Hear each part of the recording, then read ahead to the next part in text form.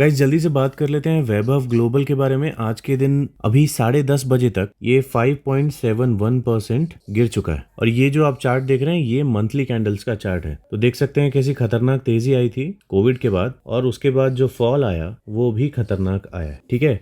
और ये जो आपको रेड कलर की लाइन दिख रही है ना, ये रेड कलर का जो मूविंग एवरेज दिख रहा है ये 10 डेज का EMA है, ओके। 10 डेज का मूविंग एवरेज है। तो इसी लाइन को आप देख सकते हैं ये बार बार टच करके वापस जाता है, फिर वापस इसको टच नहीं कर पाता लेकिन फिर वापस जाता है, यहाँ टच करके वापस जाता है, टच करके वापस जाता है।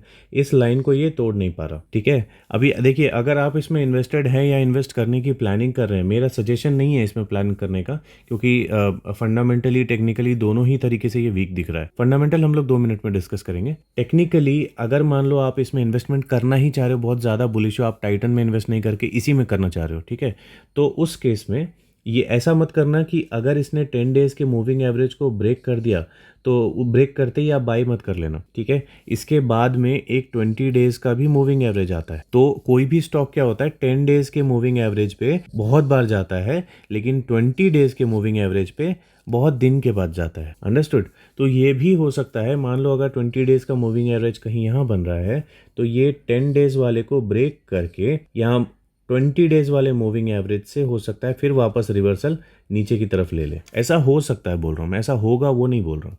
क्योंकि दूसरी चीज़, एक और चीज़ यहाँ पे दिख रही है, शायद ये यू पैटर्न बना दे, ठीक है, शायद ये यहाँ से पलट जाए, ऐसा भी लग रहा है। कई सारे लोगों को यही लग रहा होगा, मुझे पता है ज़्यादातर लोगों को ये लग रहा होगा कि ये तो घूम रहा है, ठीक है। तो अपने से इमेजिनेशन मत करो, कुछ भी जो टेक्निकल आपको शो करे ना वैसा करो। अब देखो मैं इसमें फंडामेंटली क्यों नहीं इन्वेस्टमेंट करने बोल रहा, रीज़न है इसके नेट प्रॉफिट जो रिजल्ट्स आए हैं ना, वो रिजल्ट्स इसके रीज़न है कि मैं इसमें इन्वेस्टमेंट करने के लिए मना कर रहा हूँ। अब देखो जो शेयर टेक्निकली स्ट्रांग नहीं है उसमें फंडामेंटली अगर हमको बहुत ज़्यादा स्ट्रांगनेस दिखती है तो हम लोग उसमें रिस्क ले सकते हैं।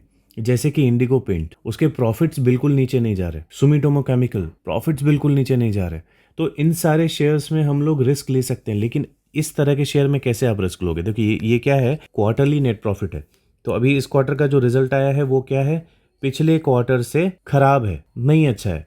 और उसके पिछले इसी साल के जो पिछले क्वार्टर का रिजल्ट है उससे भी खराब है। तो पिछले साल के सेम क्वार्टर से भी खराब है, इस साल के पिछले क्वार्टर से भी खराब है, दोनों तरीके से खराब हो गया। अभी एनुअल नेट प्रॉफिट भी चेक करोगे तो ये देखो कंटिन्यूस फॉल। अब ये तो खत्म हो गया, यही फाइनल रिजल्ट यही है 105 करोड़ का। तो ये कंटिन्यूस जब फॉल आ रहा है तो इसमें आप रिस्क क्यों लोगे? अब क्या पता अगले साल ये और नीचे चला जाए, है ना। जब और नीचे जाने वाला है तब इसमें वेट करो। जब इसका ईयरली लोएस्ट पॉसिबल टारगेट जब आने वाला होगा ना, तब मैं आपको एक वीडियो बना के बता दूंगा। लेकिन अभी ये उससे दूर है, अभी ये बहुत ऊपर है, ठीक है। और अगर प्रॉफिट्स इसी तरीके से शो होते रहे तो ये बहुत गिरेगा और गिरेगा। कहाँ तक गिरेगा ये मैं इस वीडियो में नहीं बताऊंगा, फिर लोग पैनिक होने लगेंगे जो इसे होल्ड कर रहे हैं। लेकिन अगर ये वहां तक गिरा तो मैं एक वीडियो बना के आपको बता दूंगा कि कहाँ पे इसमें एवरेजिंग की जा सकती है या कहाँ पे इसमें पहली बाइंग की जा सकती है, एक छोटे मोटे बहुत छोटे से स्टॉक के साथ, ठीक है। बाकी इसके और फंडामेंटल्स चेक करने की अभी मुझे जरूरत नहीं लग रही क्योंकि इसके प्रॉफिट सही नहीं है, तो मैं इसमें से आउट हूँ, ठीक है। चलिए अब मिलते हैं किसी अगली वीडियो में किसी अच्छे स्टॉक के साथ।